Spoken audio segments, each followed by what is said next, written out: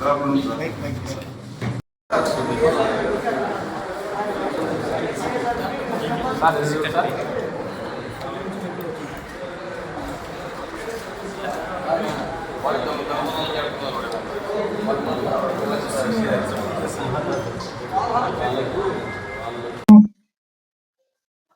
Congress party అధ్యక్షులు Shri YS Jaganmohan Reddy గారు విజయవాడలో తాడేపల్లిలో ఒక ప్రెస్ మీట్ ఏర్పాటు చేశారు. ఆ ప్రెస్ మీట్ లో అనేక అంశాలు ఆయన మాట్లాడినారు. ముఖ్యంగా అమరావతిలో ఈ ప్రభుత్వం చేస్తున్న ఖర్చు, నిర్మాణాల వ్యయము అక్షరాల స్క్వేర్ ఫీట్ కు, చదరపు అడుగుకు 20,400 రూపాయలు ఒక్కొక్క స్క్వేర్ ఫీట్ కు ఖర్చు పెడతా ఉందని చెప్పి స్పష్టంగా విత్ ప్రూఫ్స్ చూపించే కార్యక్రమం చేశారు. అదేవిధంగా అమరావతిలో ఏదైతే భవనాలకు, అద్దాలకు ఖర్చు అవుతుందో ఆ అద్దాల ఖర్చు మాత్రమే పెడితే చాలు, మెడికల్ కాలేజీల నిర్మాణం పూర్తిగా రాష్ట్ర వ్యాప్తంగా పెండింగ్ లో ఉన్న మెడికల్ కాలేజీల నిర్మాణం పూర్తి చేసి ప్రజలకు అందుబాటులోకి తీసుకొని రావచ్చని కూడా చాలా స్పష్టంగా చెప్పారు. అదేవిధంగా ఇవాళ డీజిల్ పైన, పెట్రోల్ పైన, మనం పట్టుకునే పెట్రోల్ పైన ఆన్ అన్ యావరేజ్ రాష్ట్ర ప్రభుత్వము స్టేట్ ట్యాక్స్, రాష్ట్ర ప్రభుత్వం తీసుకునే పన్ను 33 రూపాయలు ఉంది. ఎన్నికల ముందు అధికారంలోకి వస్తే తప్పకుండా పన్ను తగ్గిస్తాము, ప్రజలకు రిలీఫ్ కల్పిస్తామని చెప్పి ఏదైతే మీరు హామీ ఇచ్చి అధికారంలోకి వచ్చారో, మీరు తప్పకుండా డీజిల్, పెట్రోల్ ధరలు తగ్గించాలా, రాష్ట్ర పన్నుల వాటా శాతం తగ్గించుకుంటే ఆటోమేటిక్ గా ధర తగ్గుతుంది, సో తగ్గించుకోమని చెప్పి అడిగారు. అదేవిధంగా ఆరోగ్యశ్రీ అటకెక్కింది, ఫీజు రీయింబర్స్మెంట్ పూర్తిగా నిర్వీర్యం అయిపోయింది అని చెప్పి జగన్మోహన్ రెడ్డి గారు ప్రభుత్వం దృష్టికి తీసుకొచ్చారు ప్రెస్ మీట్ ద్వారా. మరి అనేక ప్రజలకు సంబంధించిన అంశాలు ఆ రోజు జగన్మోహన్ రెడ్డి గారు స్పష్టంగా మాట్లాడడం జరిగింది, దాదాపు 1.5 hours. చివరిలో ఒక 5 నిమిషాలు మాత్రము, నేను ఏ రోజు క్రిమినల్ పాలిటిక్స్ నేను ఎంకరేజ్ చేయలేదు, నాకు మా నాన్న నేర్పించింది అది కాదు, మా నాన్న నాకు మంచి చేయడం నేర్పించినాడు, ప్రజల గుండెల్లో చిరస్థాయిగా నిలిచిపోవడం నేర్పించినాడు అని చెప్పి జగన్మోహన్ రెడ్డి గారు ఏదైతే మాట్లాడినారో ఒక 2-3 నిమిషాలు లాస్ట్ లో మాట్లాడి ఉంటాడు. దాన్ని పట్టుకొని గడిచిన వారం రోజులుగా కంటిన్యూస్ గా రాద్ధాంతం చేస్తూనే ఉన్నారు. ముఖ్యమంత్రి గారితో మొదలుపెట్టి అది కూడా ఎందుకు జగన్మోహన్ రెడ్డి గారు చెప్పారంటే, ఇటీవల కాలంలో గడిచిన కొన్ని వారాలుగా ముఖ్యమంత్రి గారు చీటికి మాటికి ఏ బహిరంగ సభకి వెళ్ళినా కూడా గొడ్డలి పార్టీ అని చెప్పి మా పార్టీని సంబోధిస్తూ వస్తున్నాడు. సో దానికి కౌంటర్ గా జగన్మోహన్ రెడ్డి గారు ఒక 3 నిమిషాలు ఎక్స్ప్లెనేషన్ ఇచ్చినాడు. ఈ వారం రోజులుగా ముఖ్యమంత్రి గారితో మొదలుపెట్టి మంత్రులు, వాళ్ళ ఎంపీలు, ఎమ్మెల్యేలు ప్రతి ఒక్కరు కూడా స్వర్గీయ రాజారెడ్డి గారిని విమర్శిస్తారు, స్వర్గీయ వైఎస్ రాజశేఖర రెడ్డి గారిని విమర్శిస్తారు. విమర్శించడం కూడా ఈ జిల్లాకు సంబంధించిన నాయకులు చేసిన విమర్శలు మనం చూసినాం. నిన్నటి రోజు మరి ఎమ్మెల్సీ రామ్ గోపాల్ రెడ్డి గారు పెట్టిన ప్రెస్ మీట్ మనం చూసినాం. అదేవిధంగా 3 రోజుల క్రితము బీటెక్ రవి గారు పెట్టిన ప్రెస్ మీట్ కూడా మనం చూసినాం. బీటెక్ రవి, రామ్ గోపాల్ కూడా కేవలం జగన్మోహన్ రెడ్డి గారు 1.5 hours పాటు ఎన్నో పబ్లిక్ ఇష్యూస్ గురించి మాట్లాడినాడు. వాటి గురించి ముఖ్యమంత్రి దగ్గర నుంచి ఇక్కడ ఉండే బీటెక్ రవి వరకు ఒక్కడన్నా కనీసం ఆన్సర్ ఇస్తున్నాడా? ఒక్కడు కూడా ఆన్సర్ ఇవ్వడంలా. ప్రజలకు సంబంధించిన అంశాల పైన జగన్మోహన్ రెడ్డి గారు 1.5 hours మాట్లాడితే దాని మీద ముఖ్యమంత్రి దగ్గర నుంచి ఇక్కడ ఉండే రామ్ గోపాల్ రెడ్డి, బీటెక్ రవి వరకు ఒక్కడు కూడా దాని మీద ఆన్సర్ ఇవ్వడు. వేరాజ్ మీరు చేసిన పొలిటికల్ విమర్శకు ఏదైతే ఖండించినామో, ఏదైతే ఎక్స్ప్లెనేషన్ ఇచ్చినామో దాని గురించి ఒక వారం రోజుల పాటు ఇష్టం వచ్చినట్టు విమర్శలు, కేవలం డైవర్షన్ పాలిటిక్స్. మీరు మాట్లాడిన మాటలకు, మీరు నోరు అదుపు తప్పి మీరు మాట్లాడిన మాటలకు మొన్న మా కార్యకర్తల మీటింగ్ లో నేను కౌంటర్ ఇచ్చినాను. వాస్తవానికి జగన్మోహన్ రెడ్డి గారు మాట్లాడిన మాటల్లో తప్పేముంది? ఈ మాటలు జగన్మోహన్ రెడ్డి గారే కాదు, స్వయంగా బీటెక్ రవి గారే అన్నారు గతంలో. ఆయన అటువంటి ఆలోచనలు చేస్తే ఒక అర్ధ గంట కూడా నేను బతికున్నానని చెప్పి ఆయనే అన్నాడు బీటెక్ రవి గారు. సాక్షాత్తు మీరే వినండి. జాగ్రత్తగా ఉండు అంటారు.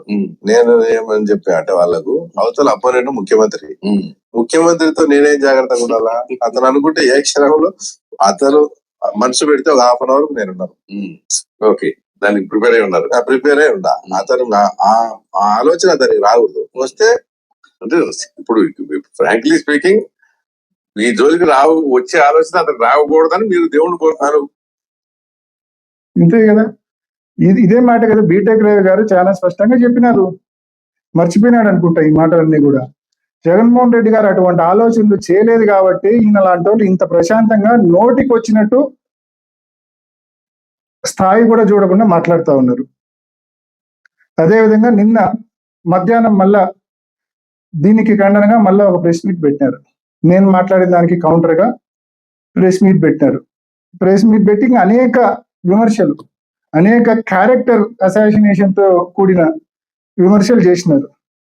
One by one. అంటే నేను మాట్లాడిన దాంట్లో ఒకటైతే నాకు సంతోషం వేసింది ఏంటంటే, సెల్ఫ్ గోల్ వేసుకున్నాడు పూర్తిగా. నేను విజయసాయి రెడ్డిని నువ్వు కలిసి వచ్చినావు, నీ పదవి అమ్ముతానని చెప్పి విజయసాయి రెడ్డి గారిని పెద్దలను నువ్వు కలిసి వచ్చినావు అని చెప్పి నేను అన్న మాటను ఏదైతే నేను 100% నేను నమ్మిన వాస్తవాన్ని, నాకు తెలిసిన వాస్తవాన్ని నేను మాట్లాడినాను, దాన్ని బలపరుస్తూ ఆయన ఏమన్నాడు, అనేక సార్లు విజయసాయి రెడ్డి గారిని వెళ్ళి కలిసి వచ్చాను, అనేక సార్లు మిథున్ రెడ్డి గారిని వెళ్ళి కలిసి వచ్చాను అని చెప్పి నేను చీకట్లో బాణం వేసినా కూడా దొరికిపోయినాడు.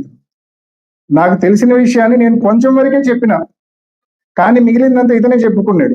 అనేక సార్లు మిథున్ రెడ్డి గారిని కలిసిన అంటాడు, అనేక సార్లు బీటెక్ రవి గారిని, అనేక సార్లు విజయసాయి రెడ్డి గారిని కలిసిన అంటాడు. సో కాబట్టి ప్రతి ఒక్కరు కూడా ఆలోచన చేయండి. అంటే ఏదో అంటారు కదా, తన్నపోయి తన్నిచ్చుకోవడము, ఇరుకున పెట్టబోయి ఇరుకున పడటము, అలా ఈయన కూడా ఏదో చేయాలని చెప్పి మరి ఈరోజు వాళ్ళ పార్టీకి, వాళ్ళ నాయకులకి అందరికీ చెప్పుకున్నాడు. ఈయన పదవి అమ్ముకోవడానికి వైఎస్ఆర్ కాంగ్రెస్ పార్టీ నాయకుల దగ్గరికి నేను ఏదైతే మాట్లాడినానో అది వాస్తవం అని చెప్పి ఆయనకు ఆయన ఎండార్స్ చేసినట్లయింది. రెండోది, దగ్గరికి ఉల్లిమెల్ల తోటలో నన్ను కలిసినాడు అనే విషయం నేను యాక్చువల్గా మర్చిపోయింది. నాకు బాగా గుర్తు చేసినాడు. గుర్తు చేసినందుకు కూడా ఆయనకు నేను ధన్యవాదాలు తెలియజేస్తాను. బహుశా ఇది కూడా నేనే మాట్లాడేస్తే వాళ్ళ పార్టీలో ఆయనకు మిగిలిన కొంచెం క్రెడిబిలిటీ కూడా పోతుందన్న భయంతో, ఆందోళనతో నేను ఎక్కడ మాట్లాడతాను అని చెప్పి దాన్ని ప్రియంప్ట్ చేసుకోవడం కోసం, దాన్ని ఓవర్కమ్ చేసుకోవడం కోసం బహుశా ఆయనే మాట్లాడినట్టు ఉన్నాడు. ఉల్లిమెల్ల తోట అని అడుగుతున్నావా? ఎవరిదా ఉల్లిమెల్ల తోట? నాది. నా తోటకి నీకేం పనయ్యా? ఏం పని ఆ తోటకి నీకు? ఊపుకుంటా నా తోటకు వచ్చినావు, కూర్చున్నావు. ఏం మాట్లాడినావు నువ్వు? 2014 ఇంకా జనరల్ ఎలక్షన్స్ ముందే, నేను ఇంకా అప్పటికి ఫస్ట్ టైం ఎంపీ కూడా కాలా. ఏం అడిగినావు? మా ఊర్లో పూర్తిగా ఫ్యాక్షన్ నేపథ్యం ఉంది, మాకు మా వైరి వర్గానికి, మా చిన్నాయన్ను వాళ్ళు చంపారు, వాళ్ళ ఎంపీపీని, వాళ్ళ సోదరుని మేము చంపినాము అని చెప్పి మీరు మీ గ్రామానికి సంబంధించిన ఒక కక్ష ఉందని చెప్పి, మీకు మీ వైరి వర్గానికి సమస్య ఉందని చెప్పి మీరు చెప్పారు. కాబట్టి దానికి కసునూరు ఎంపీటీసీని మీరు మాకు వదిలేయండి, హిమకుంట్లను మేము మీకు వదిలేస్తాము అని చెప్పి మీరు ఒక ప్రతిపాదన ముందుకు తీసుకొచ్చారు. సరే, లా అండ్ ఆర్డర్ ప్రాబ్లము, గ్రామంలో కక్షలు పెంచడం ఎందుకు అని చెప్పి ఆ రోజు మీరు ఇంకో మాట కూడా అన్నారు, నాకు రాజకీయాలు అంటే పెద్ద ఇంట్రెస్ట్ లేదు, ఇది అయిపోయినాక నేను 2014 ఎలక్షన్లు అయిపోయినాక నేను వైఎస్ఆర్సీపీలో జాయిన్ అవుతానని కూడా చెప్పినారు. ఆ ఎన్నికల్లో విష్ణు గారు ఎన్నికల ప్రచారానికి వస్తే, సతీష్ రెడ్డి గారు తమ్ముడు విష్ణు గారు ఎన్నికల ప్రచారానికి వస్తే మీరు ఆయనను కనీసం గ్రామాలు తిప్పకుండా వెనక్కి పంపించినారు. అంటే అప్పటికే మీరు ఫిక్స్ అయిపోయినారు ఎలక్షన్లు అయిపోతే వైసీపీలో జాయిన్ కావాలని చెప్పి. మేము మీ గ్రామానికి సంబంధించిన మీ వైరి వర్గం వాళ్ళనే మేము పక్కన హిమకుంట్లలో వాళ్ళని కంటెస్ట్ చేయించినాం. ఎంపీటీసీగా వాళ్ళు ఎన్నికైన తర్వాత వాళ్ళని ఏకంగా మండలాధ్యక్షుడిని మేము చేసినాం. మిగిలిన అన్ని ఎంపీటీసీలు పోటీలు జరిగినాయి, వైఎస్ఆర్ కాంగ్రెస్ పార్టీ గెలిచింది. మీ గ్రామంలో మీ వైరి వర్గం వాళ్ళకు ఏదైతే వాళ్ళ సోదరుని, వాళ్ళ ఎంపీపీని మీరు ఏదైతే చంపారో ఆ కుటుంబం నుంచి మేము ఎంపీపీ మండల ప్రెసిడెంట్ చేయడం జరిగింది. మరి అంత క్లియర్ గా ఆ కుటుంబానికి కూడా మాకు చేతనైన న్యాయం రాజకీయంగా మేము చేసే కార్యక్రమం చేసినాం. ఇది ఉల్లిమెల తోటలో జరిగింది. నీకై నువ్వు సెల్ఫ్ గోల్ వేసుకునే కార్యక్రమం చేసినావు. ఉల్లిమెల స్పష్టంగా చెప్పాలయ్యా స్వామి, అది అవినాష్ రెడ్డి తోట, నేను పోయి అవినాష్ రెడ్డిని అడిగినానని స్పష్టంగా అర్థమయ్యేటట్టు చెప్పాలా. ఊరికే నువ్వు అట్లా నీళ్లు నమిలితే నేను ఇట్లా కూర్చొని మళ్ళీ వాస్తవాలు చెప్పాల్సి వస్తుంది. ఇది ఒకటి. మా గ్రాండ్ ఫాదర్ గురించి మాట్లాడాడు.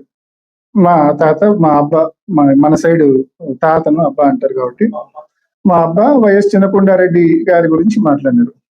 కొంచెం మన పైన జనరేషన్ అంటే మన తర్వాత మన పై జనరేషన్ వాళ్ళు ఎవరిని అడిగినా కూడా, పెద్దవాళ్ళని ఎవరిని అడిగినా కూడా మా అబ్బా గురించి ఈ ఊర్లో పూర్తి స్థాయిలో చెప్పేవాళ్ళు చాలా మంది ఇంకా ఉన్నారు, వయసులో భయపడిన వాళ్ళు. మా అబ్బా 1950s నుంచే కూడా ఆయన స్పెషల్ క్లాస్ కాంట్రాక్టర్.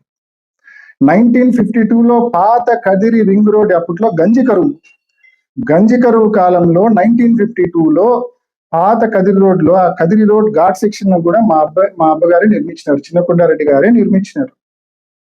అదేవిధంగా కోడూరు రేణిగుంట మధ్య రైల్వే లైన్ డబులింగ్ కూడా మా అబ్బగారే చేశారు. అదేవిధంగా నిజామాబాద్ డిచ్పల్లి రిజర్వాయర్ కూడా మా అబ్బగారే చేశారు.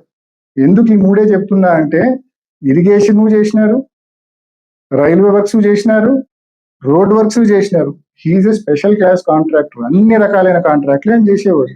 అప్పట్లో స్పెషల్ క్లాస్ కాంట్రాక్టర్లు రాష్ట్రం అంతా ఒక 5-10 మంది కూడా ఉండేవాళ్ళు కాదు, అందులో ఆయన ఒకడు. 1960s లోనే ఆయన దగ్గర 4 ఇంపోర్టెడ్ కార్లు ఉండేవి. తర్వాత కాలక్రమేణా ఆయన మళ్ళీ అంబాసిడర్, ఫియట్ కార్లు ఆయన చనిపోయే వరకు కూడా ఉన్నాయి. 30 years దాదాపు అవుతుంటది ఆయన కాలం చెల్లించి చనిపోయి. ఆయన గురించి ఏ రకంగా అంత చులకనగా నువ్వు మాట్లాడగలిగినావో, నిన్ను మనిషిని ఎలా అనాలనో నాకైతే అర్థం కాదు. ఎంత చులకనగా ఆయన గురించి. అయినా ఒకవేళ నువ్వు అన్నట్టు పెయింట్ వేయడం తప్పేం కాదే. ఒకవేళ రాళ్లకు పెయింట్లు వేసుకునేవాడు అని చెప్పి అన్నావు కదా, తప్పేం కాదే. రాళ్లకు పెయింట్లు వేసుకోవడం కూడా కష్టపడి పనిచేసే పని, మంచి పని, తప్పేముంది దాంట్లో. రాళ్లకు పెయింట్లు వేసుకోవడం తప్పేం కాదు, అసలు తప్పు కాదు. తప్పంటే ఏందో తెలుసా?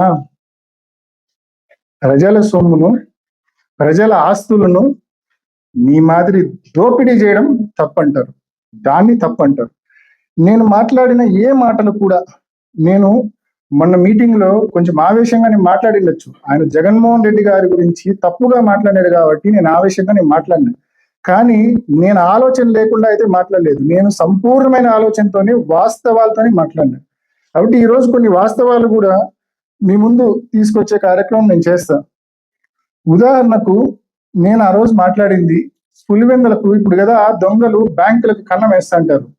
బ్యాంకులకు కన్నం వేసి రాత్రి కోటీశ్వరుడు అయిపోయినాడని చెప్పి మనం అంటాం. అట్లా కదా ఈయన బ్యాంకుకు కాదు, ఏకంగా పులివెందుల ప్రజలకే కన్నం వేసేసినాడు. నేను అదే మాట ఆ రోజు మీటింగ్ లో అన్నాను. నేను ఊరికి అనలేదే ఆ మాట, నేను వాస్తవంగా విత్ ప్రూఫ్స్ చెప్తా. గురించి మాట్లాడదాం. టిఫిన్స్ వెరైటీస్ లో దాదాపు ఒక 7-8 ఏళ్ల నుంచి వెరైటీస్ డంప్స్, అంటే ఆల్రెడీ ఎక్స్కవేట్ చేసి తీసి పెట్టిన వెరైటీస్ డంప్స్ ఒక 3000 పైచిలుకు టన్నులు సర్ఫేస్ మీద ఉన్నాయి. డంప్స్ అన్ని కూడా అంటే గుట్టలు ఉన్నాయి. అవి ఎన్సిఎల్టి పరిధిలో ఉన్నాయి. ఒకసారి వాటి ఫొటోస్ మీకు చూపిస్తున్నా. ఇవి ఆ గుట్టలు. ఇది అధికారులు విజిట్ చేసినప్పటి ఫొటోస్. న్యూస్ పేపర్స్ లో కూడా వచ్చినాయి. నవంబర్ 2024లో, ఆగస్ట్ అండ్ నవంబర్ 2024 ఫొటోస్. ఇవన్నీ ఆ గుట్టలే. ఇది పోలీసులు విజిట్ చేసింది. ఇది ఆ గుట్టలే. ఇట్లా కొన్ని గుట్టలు, డంప్స్ ఆఫ్ వెరైటీస్. ఇవి డిఫెన్స్ వెరైటీస్ వాళ్ళ మైనింగ్ సైట్ లో ఈ డంప్స్ అన్ని కూడా దాదాపు 7-8 ఏళ్ల నుంచి కూడా ఈ డంప్స్ అన్ని కూడా ఉన్నాయి. ఇన్ఫాక్ట్ ఆగస్టులో, నవంబర్లో 2024 సంవత్సరంలో ఈ కొత్త ప్రభుత్వం వచ్చిన తర్వాత డిఫెన్స్ వెరైటీస్ కంపెనీ వాళ్ళు కంప్లైంట్ ఇస్తే, అప్పుడు పోలీసులు, కొంతమంది మైనింగ్ అధికారులు వెళ్ళి, ఇందాక నేను చూపించిన ఫోటోలు ఏవైతే ఉన్నాయో ఆ ఫోటోలన్నీ కూడా ఆ రోజు వాళ్ళు విజిట్ అప్పుడు న్యూస్ పేపర్స్ లో కూడా వచ్చింది, ఇంక్లూడింగ్ ఈనాడు అండ్ జ్యోతి. మరి సడన్ గా ఈ వెరైటీస్, ఇప్పుడు నేను మీకు చూపించిన డంప్స్ అన్ని కూడా, ఇప్పుడు నేను మీకు చూపించిన ఇట్లా ఒక 5-6 కొండలు చూపించిన, మీకు డంప్స్ చూపించిన, సడన్ గా జనవరి 2025 నాడు ఈ డంప్స్ అన్ని కూడా ఒక్క రాత్రిలో 90 ట్రక్కుల్లో ఎలా నువ్వు మాయం చేయగలిగినావు? కంప్లైంట్ ఇస్తే కేసు రిజిస్టర్ చేయరు. సాక్షాత్తు మళ్ళీ హైకోర్టుకు పోయి హైకోర్టు ఆర్డర్ తీసుకొని రావాల్సి వచ్చింది. డిఫెన్స్ బ్యారిటీస్ వాళ్ళు వేముల పిఎస్ లో కంప్లైంట్ ఇస్తే ఇక్కడ పులివెందల సబ్ డివిజన్ పోలీస్ అధికారి ఒక ఆయన ఉన్నాడు. ఈయన బీటెక్ రవి కాలుతో చెప్తే చేత్తో పనిచేసే రకం, లేకపోతే ఆయన అడుగులకు మడుగులొత్తే రకం. కంప్లైంట్ ఇస్తే కనీసం కంప్లైంట్ తీసుకోలే. ఇంత భారీ చోరీ 3,000 టన్నులు at the cost of 30,000 rupees per ton, 9 కోట్ల రూపాయలు ఒక్క రాత్రి. ఎగ్జిస్టింగ్ డంప్స్ అన్ని కూడా మొత్తం ఎత్తి పారేసినారు. 95-96 ట్రక్కులు పెట్టి ఎత్తేసినారు. ట్రక్ నెంబర్లు ఉన్నాయి, డ్రైవర్ల నెంబర్లు ఉన్నాయి, మిషన్లు ఉన్నాయి. తప్పకుండా దీన్ని భవిష్యత్తులో ఈ రోజు మీ గవర్నమెంట్ ఉంది, మీరు ఎన్ని నాటకాలైనా ఆడొచ్చు, ఎన్ని కథలైనా చెప్పొచ్చు, తప్పకుండా చట్టం ముందు భవిష్యత్తులో మిమ్మల్ని నిలబెట్టే కార్యక్రమం చేస్తాము.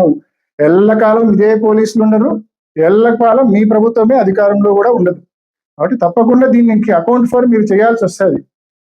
ఇది గుర్తు పెట్టుకోమని చెప్పి కోరుతా ఉన్నా. కాబట్టి నేను ఏ విమర్శ కూడా ఊరికే చేయాల, విత్ కాంక్రీట్ ప్రూఫ్. నవంబర్ 2024లో ఇంత భారీ డంప్స్ డిఫెన్స్ బ్యారిటీస్ సైట్ లో ఉన్నవి ఆల్ ఆఫ్ ఏ సడన్ జనవరి 2025లో ఎలా మాయమవుతాయి? ఒక్క రాత్రిలో. అండ్ కంపెనీ కంప్లైంట్ ఇస్తే ఎఫ్ఐఆర్ రిజిస్టర్ చేయరు. సో కాబట్టి ఇది ప్రజలందరినీ కూడా గమనించమని కోరుతా ఉన్నా. నేను ఏది ఊరికే మాట్లాడడం నా. సెకండ్, ఇసుక గురించి మాట్లాడినా, శాండ్ గురించి. శాండ్ కుమార కాలువ రీచ్ కి సంబంధించి మనము కంప్లైంట్ ఇచ్చినాం. కుమార కాలువ రీచ్ కి సంబంధించి ఆ గ్రామ సర్పంచ్ గా పనిచేసిన శ్రీధర్ రెడ్డి గారు వెళ్ళి మైనింగ్ అధికారులకు కంప్లైంట్ ఇచ్చినాడు, కలెక్టర్ గారికి కంప్లైంట్ ఇచ్చినాడు. At the same time RTI కింద, సమాచార హక్కు కింద ఒక పిటిషన్ కూడా ఫైల్ చేసినాడు. స్పష్టంగా లాటిట్యూడ్ కోఆర్డినేట్స్ ఇచ్చాం. అసలు ఆ ప్రాంతంలో as per the verification of this office records there is no sand reach in respect of the Kumara Kalva in the said area అని ఆర్టీఐకి మాకు మన సమాచార హక్కు కింద మనం పెడితే మనకు వచ్చింది. మరి అక్కడ శాండ్ రీచే లేదన్నప్పుడు ఈ ఫోటోలు అడిగి విత్ లాటిట్యూడ్ అండ్ లాంగిట్యూడ్ ఈ ఫోటోలు అడిగి ట్రక్కులు విత్ లాటిట్యూడ్ అండ్ లాంగిట్యూడ్ ట్రక్కుల్లో మిషన్ తో ట్రక్కుల్లోకి లోడ్. ఈ శాండ్ కూడా ఈ ట్రక్కుల్లో ఎక్కడికి పోతుందో కూడా నా దగ్గర ఆధారాలు ఉన్నాయి. కాబట్టి ఖచ్చితంగా చట్టం ముందు నిలబెట్టే కార్యక్రమం చేస్తాము. దీనికంతా అకౌంట్ ఫర్ చేయాలి. ఇంతేకాదు, నిన్న మొన్నటి దాకా కొత్త సిఐ వచ్చేంత వరకు కూడా పులివెందల్లో కూడా ఇష్టం వచ్చినట్టు జూదం నడిచింది. కొత్త సిఐ వచ్చినాక కంట్రోల్లోకి తెచ్చినాడు జూదాన్ని. అదేవిధంగా టౌన్ లో కంట్రోల్ అయింది, కానీ టౌన్ బయట రూరల్ పులివెందులలో విచ్చలవిడిగా జూదం నడుస్తుంది. సింహాద్రిపురంలో, కసుమూరులో, రూరల్లో ఉన్న పల్లెలు విపరీతంగా జూదం నడుస్తుంది. ఏ లెవెల్లో అంటే ప్రజల జోబులు ఖాళీ అయ్యి అసలు ఇంకా వాళ్ళకి డబ్బులన్నీ ఖాళీ చేసుకొని తప్పుడు మార్గాల్లో పోయేంత ఘోరంగా పూర్తిగా ఈ మాదిరి మీరు ప్రజల జోబులు ఖాళీ చేసే కార్యక్రమం చేస్తున్నారు. పోనీ 2025 సంక్రాంతికి ముగ్గురాయి అంతా రాత్రి డంప్ తీసినారు. ఆ తర్వాత అయినా పోనీ ఖాళీగా ఉన్నారా? అక్కడికైనా మీకు కడుపు నిండిందా? నిండలే. కంటిన్యూస్ గా రోజు మైనింగ్ చేస్తుంటారు. ఉన్న స్టాక్ ను లిఫ్ట్ చేసి అమ్మేస్తారు. అది పోయినాక కంటిన్యూస్ గా ఎవ్రీడే మళ్ళా కంటిన్యూస్ గా మైనింగ్ చేసుకుంటున్నారు. రోజు సాయంకాలం దిగడము, పిట్లోకి పొద్దున్నే ఎక్కడము. కనీసం అంటే తాళ్లపల్లె, వేముల మండలాల్లో రెండు కలిపి రఫ్ గా రోజు 60 నుంచి 70 టన్నులు ఎక్స్కవేట్ చేసి అమ్ముతున్నారు. ఈ మధ్య కాలంలో పాపం బయర్లు కూడా దొరక్క చాలా ఇబ్బంది పడుతున్నారట.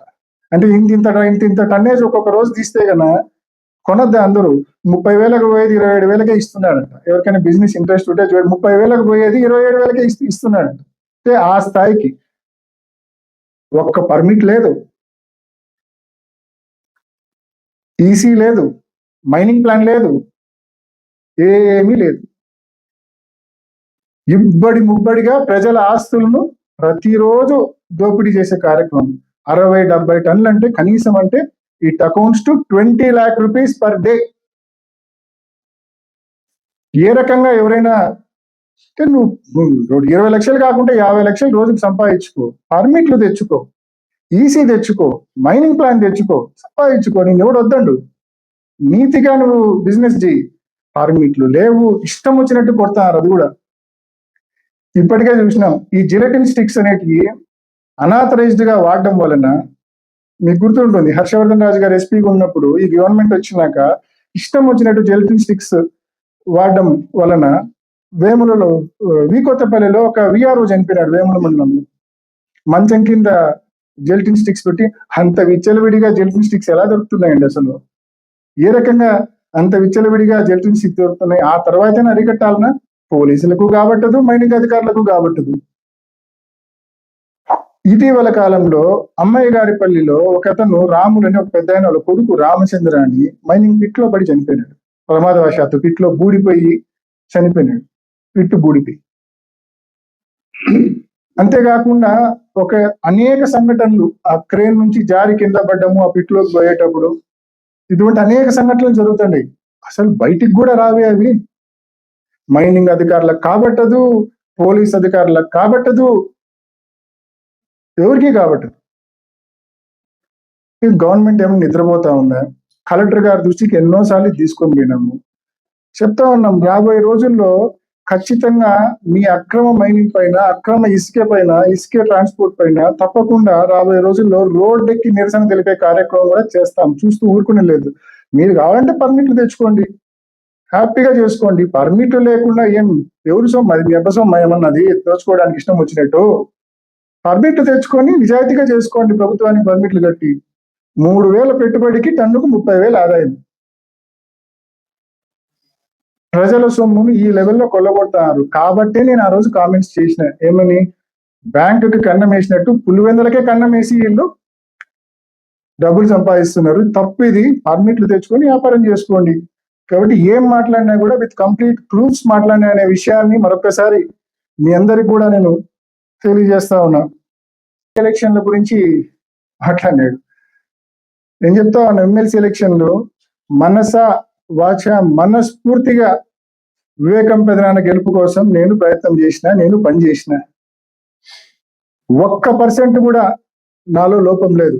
నేను చెప్తా ఉన్నా క్లియర్ గా చెప్తా ఉన్నా బీటెక్ రవి గారికి, నువ్వేదో నా క్యారెక్టర్ అసాసినేట్ చేయాలని చెప్పి, నా నిజాయితీని, నా క్యారెక్టర్ను అసాసినేట్ చేయాలని చెప్పి నువ్వు నా మీద ఒక గ్రేవ్ రిమార్క్ చేసినావు, గ్రేవ్ కామెంట్ చేసినావు.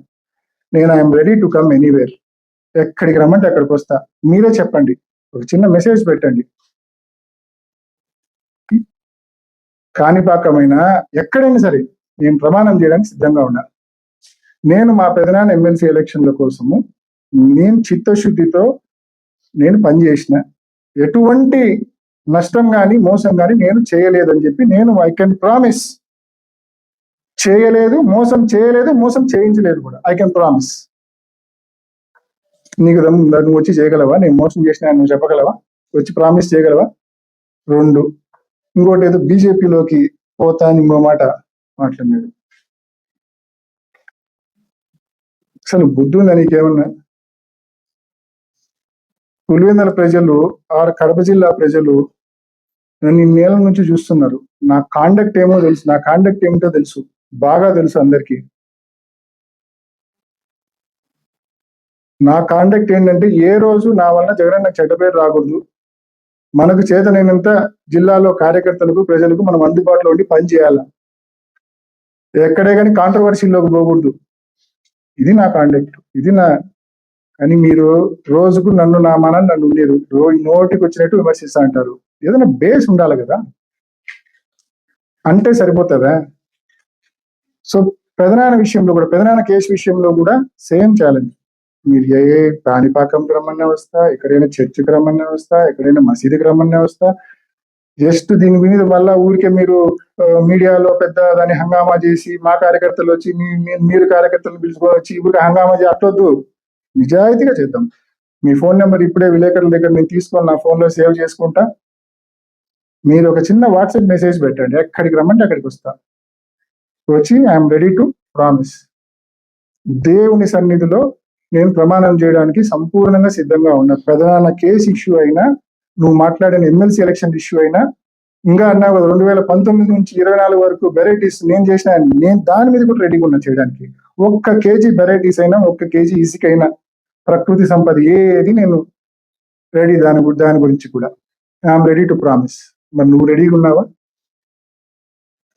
సంక్రాంతి 2025 దోపిడీ నీకు సంబంధం లేదు అని చెప్పి దేవుని సన్నిధిలో చెప్పగలవా? సో నేను మిమ్మల్ని ప్రశ్నిస్తా ఉన్నా, మీకు సలహా ఇస్తా ఉన్నా. మీరే, ఎందుకంటే రోజు ఇవన్నీ కూడా క్యారెక్టర్ అసాసినేషన్ తో కూడిన మాటలు అయితే నువ్వు మాట్లాడుతున్నావు, ఎవరికి ఉపయోగపడేటివి కూడా కాదు. ఊరికే నా మీద బురద వేసి నువ్వు కొంత రాక్షసానందం పొందడానికి నీకు ఉపయోగపడతాయి అంతే. నీకెందుకు? నీకు క్లారిటీ కావాలి, నిజంగా నీకు క్లారిటీ కావాలంటే ఓ చిన్న మెసేజ్ పెట్టు. నీకు 2 రోజులు 3 రోజులు 4 రోజులు టైం తీసుకో, ఎక్కడికి కావాలంటే అక్కడికి అన్ని ఇష్యూస్ మీద నీకు కావాల్సినట్టు నేను దేవుని సన్నిధిలో దేవుని పైన ప్రమాణం చేసి నేను చెప్తాను. రైట్? అంతేకాకుండా గురించి ఏం చేస్తాం స్వామి, భగవంతుడి మొహం ఇచ్చినాడు, నేనేం చేయాలి చెప్పు దానికి? దేవుడు ఇచ్చిన మొహము నీకు నచ్చినా నచ్చకపోయినా నా మొహం ఇదే, నేనేం చేయాలి దానికి? నేనేం చేయలేను దానికి. కొంచెం అడ్జస్ట్గా, లేకుంటే చూడనన్నా చూడాలి నా మొహాన్ని. నేను యాడిపోయినా నన్ను ఎందుకు ఫాలో అవుతాడు? నీకు ఫోన్ ఎక్కువ చూస్తానట్టుండవు ఈ మధ్య, మొన్నట నేను వచ్చినట్టుంది, అందుకే నీకు అట్లా మాట్లాడినావు నా మొహం గురించి. దయచేసి చూడడానికి తగ్గినాను. అండ్ రెండోది ఇంకోటి ఏదో బాత్రూమ్ బాయ్స్ నేను మాట్లాడా. బాత్రూమ్ బాయ్స్ అని ఏదో కామెంట్ చేసినాడు, వ్యంగ్యంగా వెటకారంగా కామెంట్ చేసినాడు. ఏదో బీటెక్ వెంట ఆయన ఇంట్లో బాత్రూమ్లు చాలా పదిలంగా పటిష్టంగా బలంగా కట్టించుకున్నాయని చెప్పినాడు. ఏంటికి చెప్తాను స్వామి ఎన్ని ప్రజలకు ఏం ఉపయోగము, ఏం అవసరమైంది? పోనీ నాకైనా ఏం ఉపయోగం, ఏం అవసరమైంది? నేను ఎవరికైనా రెఫర్ చేయాలన్నా, ఎవరైనా బాగా బలంగా పదిలంగా బాత్రూమ్లు పకడ్బందీగా కట్టించుకోవాలంటే బీటెక్ రవి గారిని సంప్రదించండి అని నేను ఏమైనా రికమెండ్ చేయాలన్నా నీకు? నాకు కూడా నిన్న నీ ప్రెస్ మీట్ చూసేంత వరకు బీటెక్ రవి అంటే ఇంజనీర్ అనుకోండి, నిన్న తెలిసింది బీటెక్ రవి అంటే బాత్రూమ్ టెక్నీషియన్ రవి అని నిన్నటితో నాకు అర్థమైంది. పకడ్బందీగా బాత్రూమ్లు కట్టాలంటే వెంటనే సంప్రదించండి అని చెప్పి నిన్న నీ ప్రెస్ మీట్ చూసినాక అర్థమైంది. కాబట్టి చెప్తున్నాను, వ్యంగ్యం వెటకారం నీకు రూపాయి ఉంటే మాకు 5 రూపాయలు ఉంటుంది, ఎవడైనా మాట్లాడగలడు మాటలు. అండ్ ఇంకోటి ఏమన్నాడు లాస్ట్లో, ఆయనను కాదు ఆయన సమాధానం చెప్పాలో వాళ్ళ చెంచాలతో చెప్పియద్దు అని చెప్పి. బుద్ధుండేవాడు ఎవడన్నా అట్లా మాట్లాడతాడా? నువ్వు ఎన్నికల్లో కంటెస్ట్ చేసినావు 2-3 సార్లు. నీకోసం పనిచేసింది ఎవరు? నీ పక్కనున్న నీ కార్యకర్తలు, నీ పార్టీకి సంబంధించిన నాయకులు, నీ పక్కనున్న నీ కార్యకర్తలు. ఏ పార్టీ అయినా కావచ్చు. నువ్వు అటువంటి వాళ్ళని పట్టుకొని చెంచాలంటావా? నీ విజ్ఞతకే వదిలేస్తాను. అంటే ఒక పార్టీలో ఒక నాయకుడి దగ్గర పనిచేసే వాళ్ళను చెంచాలుగా నువ్వు అభివర్ణిస్తాడు. I leave it to your wisdom. నీ విజ్ఞతకే నేను వదిలేస్తాను దాన్ని. అంటే మళ్ళీ చెప్తున్నా, అక్రమ మైనింగు, అక్రమ ఇసుక ట్రాన్స్పోర్టు దయచేసి ఆపండి. ఇప్పటికే మీ అక్రమ మైనింగ్ గురించి గలమెత్తినాడని చెప్పి ఆగస్టు 2025లో వేల్పుల రాము పైన ఏ మాదిరి దాడి చేసినారో మీరు చూసినారు. సాక్షాత్తు మీ తమ్ముడు భరత్ రెడ్డి పాల్గొని మరీ ఆ దాడి చేయించినాడు. దీని మీద కూడా ప్రమాణం చేయడానికి నేను సిద్ధంగా ఉన్నా. మీ తమ్ముడు భరత్ దగ్గరుండి రాము పైన దాడి చేయించినాడనే విషయంపై నేను ప్రమాణం చేయడానికి సిద్ధంగా ఉన్నా. Are you ready? మీ తమ్ముడు అక్కడ సీన్ ఆఫ్ క్రైమ్లో లేడని చెప్పేదానికి నువ్వు రెడీగా ఉన్నావా? సో ఇవన్నీ కూడా దగ్గరుండి రాము మాట్లాడుతున్నాడని చెప్పి ఆయన నోరు మూయిస్తే నువ్వు మాట్లాడేవారు ఉండరని చెప్పి నువ్వు రాముని టార్గెట్ చేసినావు. అదేవిధంగా ఈరోజు ఇసుకే గురించి, శాండ్ ట్రాన్స్పోర్ట్ గురించి, ఇల్లీగల్ శాండ్ ట్రాన్స్పోర్ట్ గురించి కుమార కాల్వ సర్పంచ్ శ్రీధర్ రెడ్డి అనే వ్యక్తి ఆల్రెడీ కలెక్టర్తో, మైనింగ్ అధికారులతో సంప్రదించి విసిగి వేసారిపోయి అసలు ఎటువంటి హోప్ లేక ఎన్జిటి చెన్నైలో పిటిషన్ ఇచ్చినాడు. ఎన్జిటి చెన్నై చాలా స్పష్టమైన ఆదేశాలు, నోటీసెస్ ఇష్యూ చేసింది జిల్లా కలెక్టర్కు. పొల్యూషన్ కంట్రోల్ బోర్డ్ మెంబర్ సెక్రటరీని, జిల్లా కలెక్టర్ను ఫిజికల్గా శాండ్ రీచ్ల వద్దకు వెళ్ళి చక్రాయపేట మండలంలో రిపోర్టును 4 వారాల్లో సబ్మిట్ చేయమని చెప్పి ఎన్జిటి నేషనల్ గ్రీన్ ట్రిబ్యునల్ చాలా స్పష్టంగా నోటీసెస్ ఇష్యూ చేసే కార్యక్రమం చేసింది. ఇది కూడా జరిగింది, బహుశా వారం క్రితం జరిగింది ఈ నోటీసులు ఇష్యూ చేసే కార్యక్రమం. సో ఈ మాదిరి అండ్ శ్రీధర్ను కూడా, కుమార కాలువ సర్పంచ్ శ్రీధర్ రెడ్డిని కూడా ఇప్పటికే బెదిరింపులకు గురి చేస్తున్నారంట. అంటే నువ్వు ఇసుకే గురించి, మా శాండ్ ట్రాన్స్పోర్ట్ గురించి నువ్వు అడ్డుకుంటావా? మా ఇల్లీగల్ శాండ్ ట్రాన్స్పోర్ట్ నువ్వు అడ్డుకోవడానికి నువ్వెవడు, మా ప్రభుత్వము, మా ఇసుక, మా పాపాకి నది, మేము ఎట్ట కావాలంటే అట్ట అమ్ముకుంటాము, బెంగళూరుకైనా అమ్ముకుంటాం, యాడికైనా అమ్ముకుంటాము, మీ దగ్గర ఆధారాలు ఉంటే ఏం చేసుకుంటారో చేసుకోకుండా ఆధారాలను అని చెప్పి మా సర్పంచ్ను కూడా బెదిరింపులకు గురి చేస్తానంట, నీ ఎంతో చూస్తామని చెప్పి. రాముని ఏ రకంగా అయితే చేసినారో కుమారకాలువ శ్రీధర్ను కూడా అదే రకంగా ఇల్లీగల్ శాండ్ ట్రాన్స్పోర్ట్ను అడ్డుకోవడానికి ఆయన ఫైట్ చేస్తున్నారు కాబట్టి ఆయనను కూడా టార్గెట్ చేసే కార్యక్రమం చేస్తూ ఉన్నారు, బెదిరించే కార్యక్రమం చేస్తూ ఉన్నారు. ఎంతమందిని బెదిరిస్తారు, ఎంతమంది మీద దాడులు చేస్తారు? తప్పకుండా మళ్ళీ చెప్తున్నా, ఈగన illegal mining and illegal transport, sand transport మీరు కనుక కంట్రోల్లోకి తేకపోతే తప్పకుండా రోడ్ ఎక్కి పార్టీ తరపున నిరసనలు తెలిపే కార్యక్రమం తప్పకుండా చేస్తామని చెప్పి కూడా మీరు ఆపే వరకు కూడా వైఎస్ఆర్ కాంగ్రెస్ పార్టీ మేమందరం కూడా ముందుండి పోరాడతాం. మీరు ఎన్ని దాడులు చేసినా కూడా, ఏం చేసినా కూడా, ఇన్ని తప్పుడు కేసులు పెట్టినా కూడా, రాము మీద, వేల్పుల రాము మీద అంత దాడి చేసిన తర్వాత మళ్ళీ రాము మీద రివర్స్ కౌంటర్ కేసు పెట్టి, ఫాల్స్ కేసు పెట్టి ఆయననే మళ్ళీ వేధించే కార్యక్రమం చేసినారు. ఒరిజినల్ కేసును పూర్తిగా ఫాల్స్ చేసే కార్యక్రమం కూడా మీ అద్భుతమైన మీ సబ్ డివిజన్ పోలీస్ ఆఫీసర్ను కొన్ని పెట్టుకున్నారు, సబ్ డివిజనల్ పోలీస్ ఆఫీసర్ అధికారిని ఆయన పెట్టుకొని మీరు అట్లాంటి ఒక ఘోరాతి ఘోరమైన కేసును కూడా మీరు ఫాల్స్ చేసే కార్యక్రమం చేస్తుంటారు.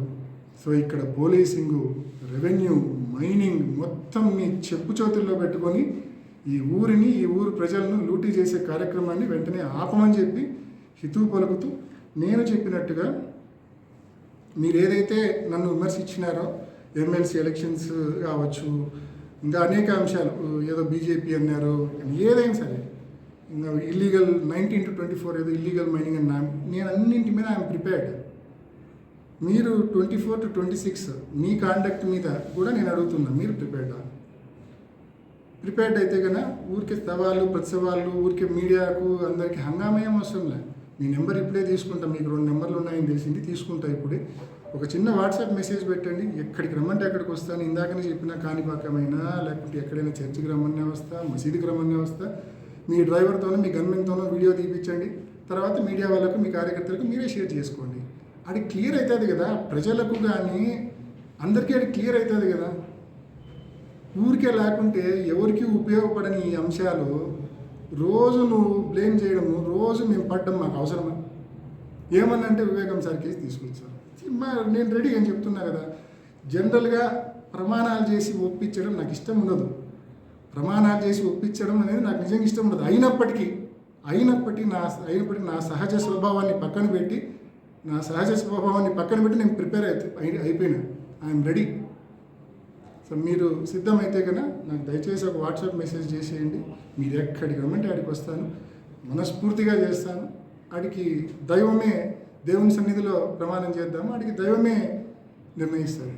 సో దీనికి నేను సిద్ధము, తమరు సిద్ధమైతే నాకు ఒక సందేశం పంపించమని మనస్ఫూర్తిగా కోరుకుంటూ, ఇటువంటి చీప్ రిమార్క్స్, ఇటువంటి క్యారెక్టర్ అసాసినేషన్ చేసే రిమార్క్స్ చేసే ముందు ఒకసారి విజ్ఞతతో ఆలోచించండి.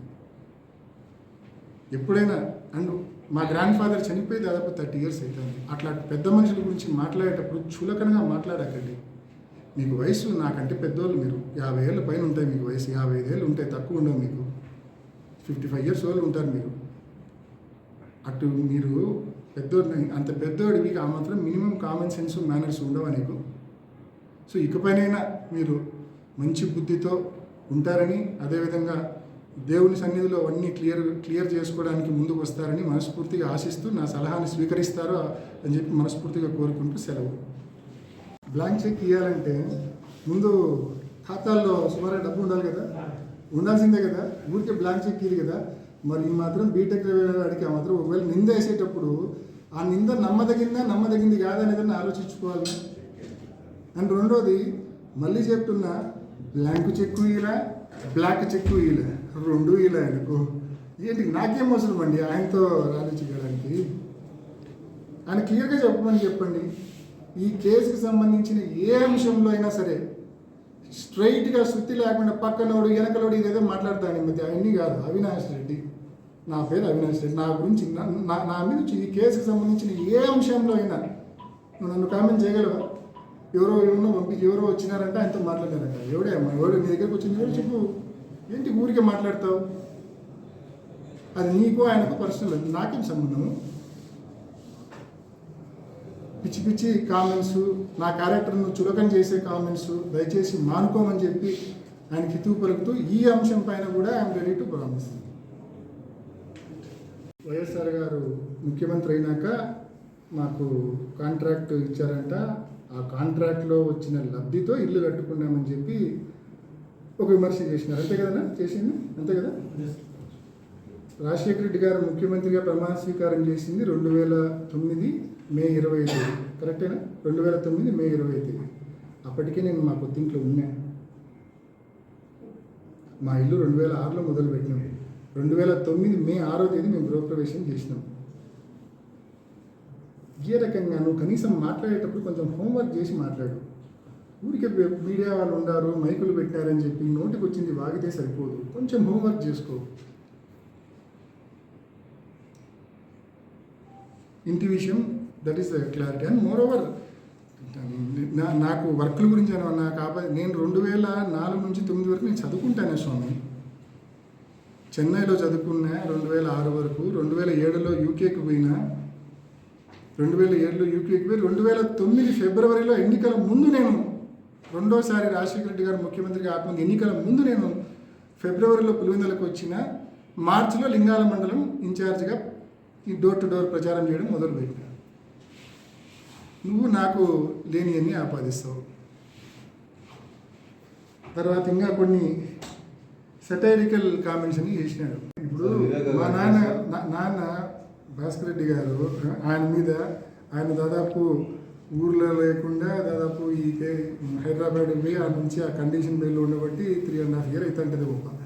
ఇంకా ఎప్పుడు ప్రెస్ మీట్ పెట్టినా ఆయన మీద ఏడ్చడమే. మీ ఏంద్రనైనా మీ ఏడిపోయినా నాకు అర్థమే కాదు అసలు.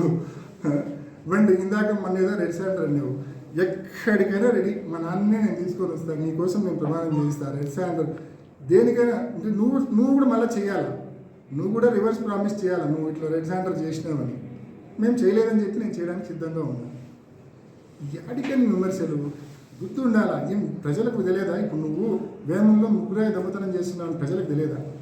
చక్రాపేటలో ఇసుకెత్తుతున్నావు అని ప్రజలకు తెలియదా? జూదం ఏడబడితే ఆడ ఆడిస్తున్నామని ప్రజలకు తెలియదా?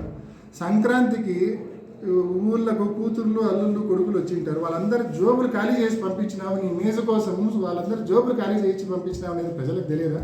అన్నీ తెలుసా స్వామి. ఊరికే నోరుందని నా మీద ఇష్టం వచ్చినట్టు మాట్లాడితే ఏదో మీ పార్టీలో నన్నో జగన్మోహన్ రెడ్డి గారినో లేకుంటే స్వర్గీయ వైఎస్ రాజశేఖర రెడ్డి గారినో వైఎస్ రాజారెడ్డి గారినో మీరు ఏదో నోటికి వచ్చినట్టు నోరు పారేసుకుంటే మీ పార్టీలో మీకు ఏమైనా రాజకీయ మనుగడ ఉంటుందని మీరు అనుకుంటున్నారేమో, కానీ ఎవరు దాన్ని హర్షించరు. మీరు చేసే తప్పు. నాకంటే వయసులో కూడా పెద్దోళ్ళు, విజ్ఞతతో ఆలోచించండి. అని ఈ మాదిరి నిన్న ప్రెస్ మీట్ పెట్టిన మాదిరి ఎప్పుడు సెల్ఫ్ గోల్ కూడా వేసుకోవాకండి. నేనేదో ఒక మాట అంటే నువ్వు దాన్ని బలపరుస్తూ 4 మాటలు చెప్పేసుకున్నావు. ఇంకా నువ్వు ఎవరితో టచ్లో ఉన్నావో చెప్పాలని ఉంది, కానీ నాకు నీ మీద జాలిపడి నేను ఈరోజు ఏం చెప్పడం లేదు. ఇంతకంటే కేవలం నువ్వు మాట్లాడిన దానికి ఖండన మాత్రం ఇచ్చినా తప్ప నేను ఎటువంటి కామెంట్స్ ఫర్దర్ నేనేం చేయదలుచుకోలేదు. అని నా సలహాను దయచేసి స్వీకరిస్తామని మరొకసారి కోరుతున్నాను.